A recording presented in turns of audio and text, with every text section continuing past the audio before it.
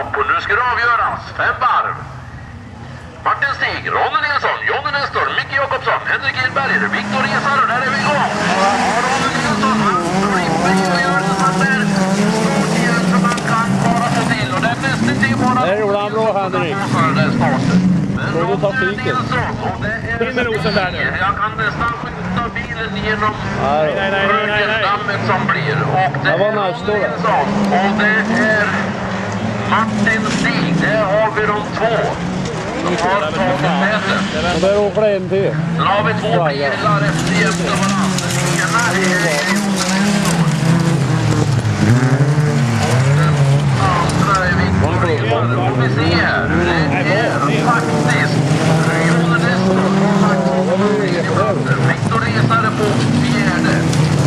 Vi har Henrik Edberg på 5:e och Micke Jakobsson på Västerås har redan fått slag av takten.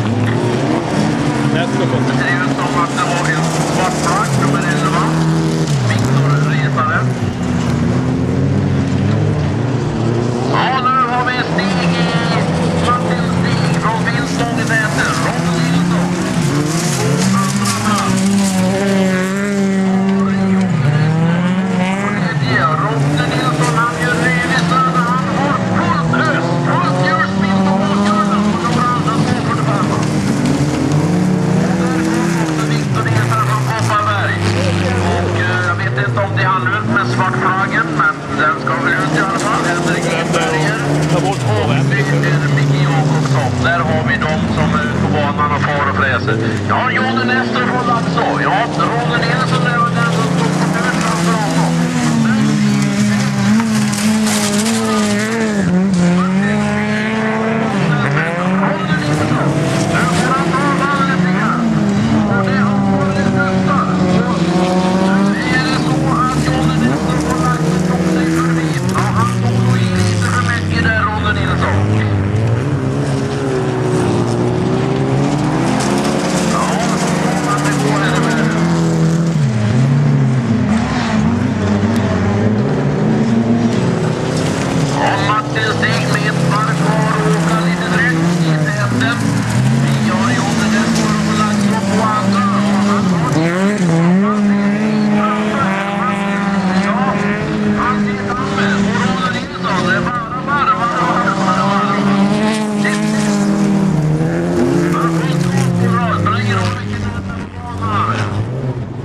Henrik Edberger, de på 4:e.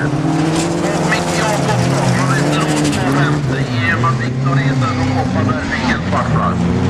Men Martin Stig från Finspångs motorsällskap.